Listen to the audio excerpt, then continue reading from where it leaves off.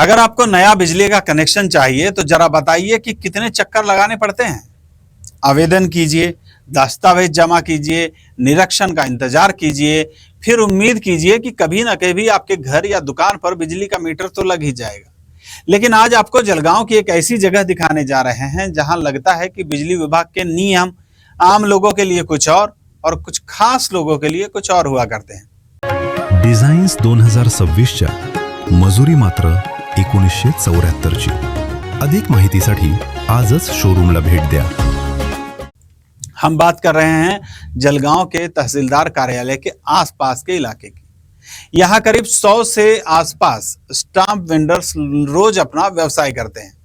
लगभग हर टेबल पर कंप्यूटर दिखाई देता है, प्रिंटर चलता हुआ दिखाई देता है, कई जगहों पर पंखे घूम रहे हैं, कुछ स्थानों पर कूलर भी चल रहे हैं। अब सवाल यह नहीं है कि लोग अपना व्यवसाय यहाँ क्यों कर रहे हैं, सवाल यह है कि आखिर इतनी बिजली आ कहां से रही। क्योंकि नियम कहते हैं कि अगर आपके पास व्यावसायिक गतिविधि कर रहे हैं आप कोई, और आपके पास वैध कमर्शियल बिजली का कनेक्शन होना चाहिए, बिजली का मीटर होना चाहिए और उसका बिल भी नियमित रूप से जमा होना चाहिए। लेकिन जब मौके पर नजर डालते हैं तो जितने व्यवसाय दिखाई दे रहे हैं उतने मीटर तो दिखाई नहीं दे रहे हैं। तो क्या हमारी गिनती गलत है या फिर बिजली विभाग ने कोई ऐसी योजना शुरू कर दी है जिसमें बिना मीटर के भी बिजली मिलने लगी है?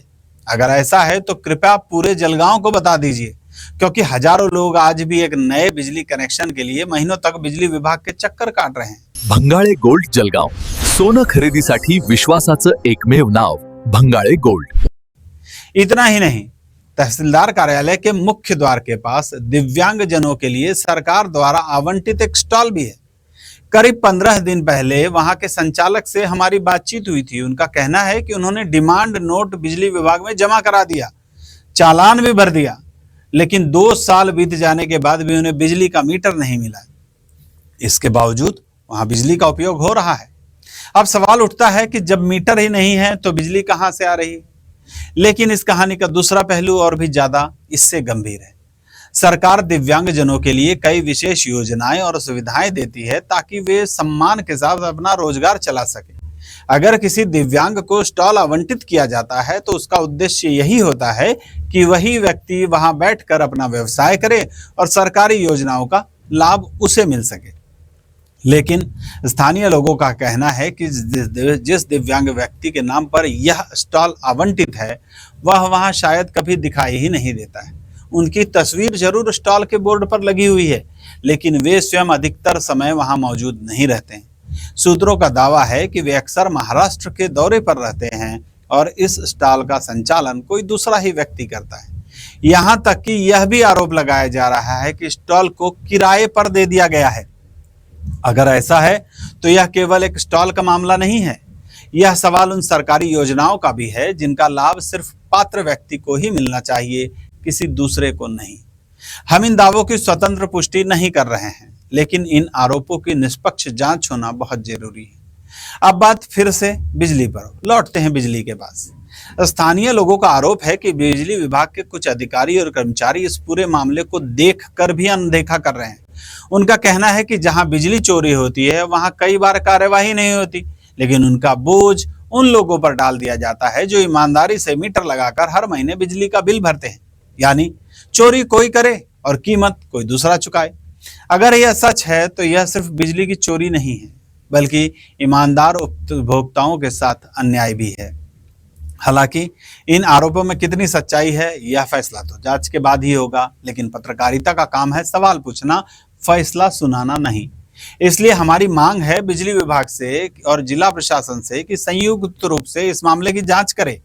यह स्पष्ट किया जाए कि यहाँ कितने वैध कमर्शियल बिजली कनेक्शन हैं, कितने लोग बिना मीटर के बिजली का उपयोग कर रहे हैं, दिव्यांग स्टॉल का संचालन नियमानुसार हो रहा है या नहीं।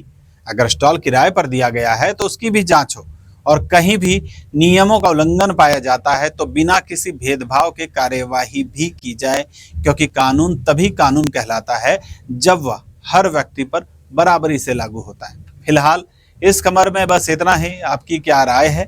आप कभी नया बिजली का कनेक्शन लेने वाले हैं, और अगर नहीं लिए हैं तो आपने कभी बिजली विभाग के चक्कर लगाए हैं क्या?